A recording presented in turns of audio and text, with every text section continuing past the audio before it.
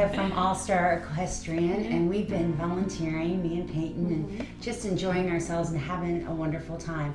So tell us a little bit how and when All Star Equestrian came about. So All Star Equestrian was born out of an idea from Cynthia Amadei. She was volunteering at Rocky Top, and she noticed there was a means or need not being met down in this part of the Metroplex in the Burleson Mansfield that was up in North Fort Worth area.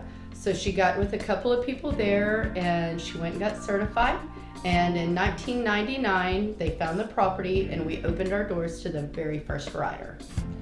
So we just marked 21 years being here. So Congratulations. thank That's you. amazing. It is a wonderful thing. We serve anywhere a session 80 to 100 riders a week. They ride once a week. They ride for 45 minutes to an hour.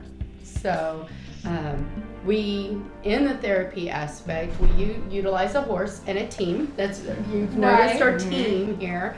So the horse is their legs. A lot of these riders need to either build confidence within and or the physical aspect. They need strength of their inner core. Most people don't realize a horse has a 4D movement. It is a human's walking gait.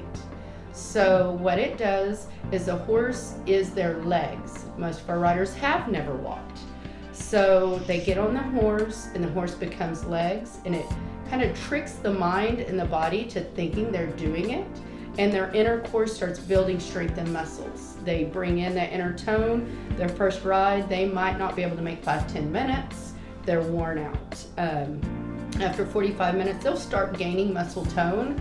A lot of our riders have eventually taken their first steps within 6 months to a year of riding. Wow. So it also builds a team and camaraderie. You always have a leader or sidewalkers for support. We like to maintain the same group throughout the session. We team it up against, us as an instructor versus the team. And so the rider is always in charge. We tell them they're in charge of their horses, their people. We like to build it so that they, for the first time in their lives are in charge of something. Most of our riders live their days in a wheelchair. So, confined to what a parent and or a caregiver expects and wants from them. So, and volunteers must be a big part of to keep this program going. Tell me a little bit about how you get the volunteers. So with our volunteers, they are our backbone. We have to have a volunteer. They come in, a lot of them come out for the horsey time. We train them up and show them how we would like it to do.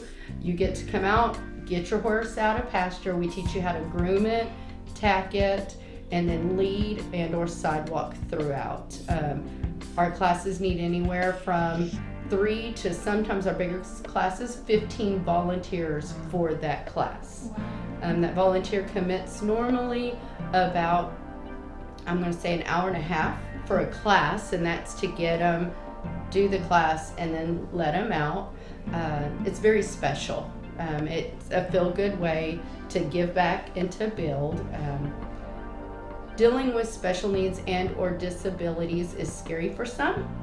So it's hard to reach out and get that. Schools help, churches help because they like to give back, reach out and get past your comfort zone. And it's amazing how fast everyone falls in love with it.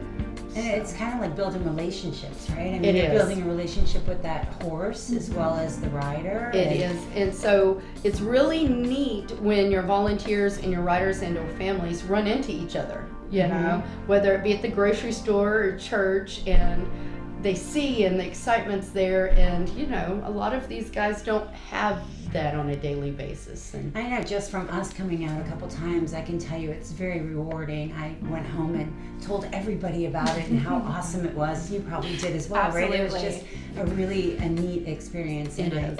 And groups and organizations like yours helps us reach out and spread the word.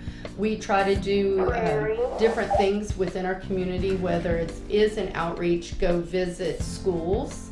The high school there at Ben Barber, we've gone out and done some talks. Alert, alert. And I know you do go out to even to the Fort Worth Rodeo, right? That's one of the events that you do with the kids. We do once a year, so we do compete.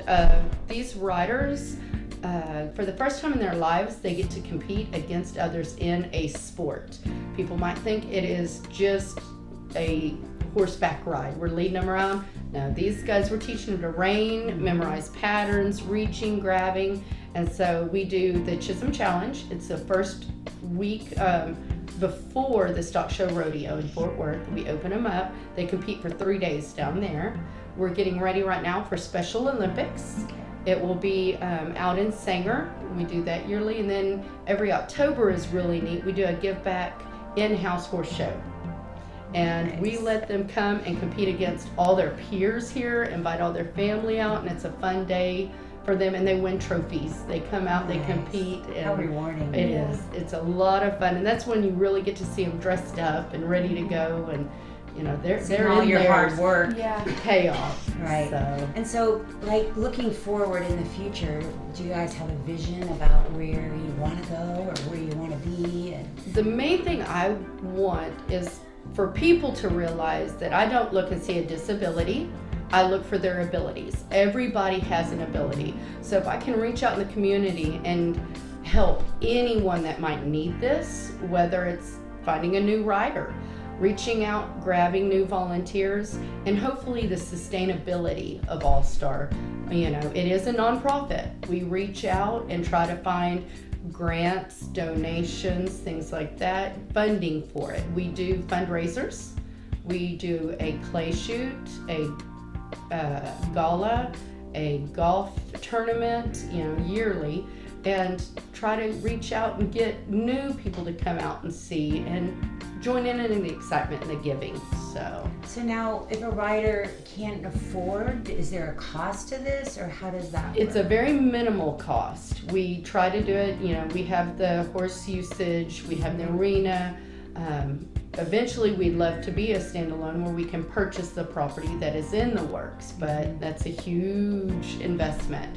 So what we do is we do have to charge. We do have a scholarship though.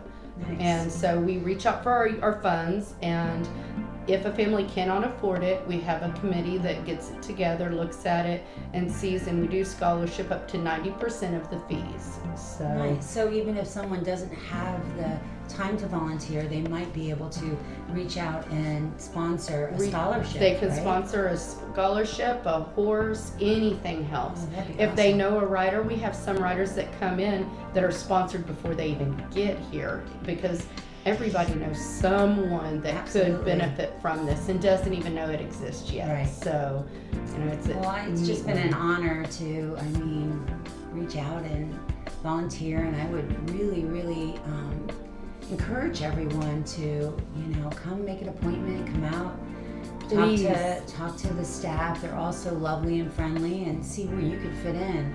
We can always find a spot for you, whether it's as a volunteer or a financial donation. And even if it is a financial donation, you can always be welcomed out. Come out, do a walkthrough, see where your money is going. We'll be glad to show you around. So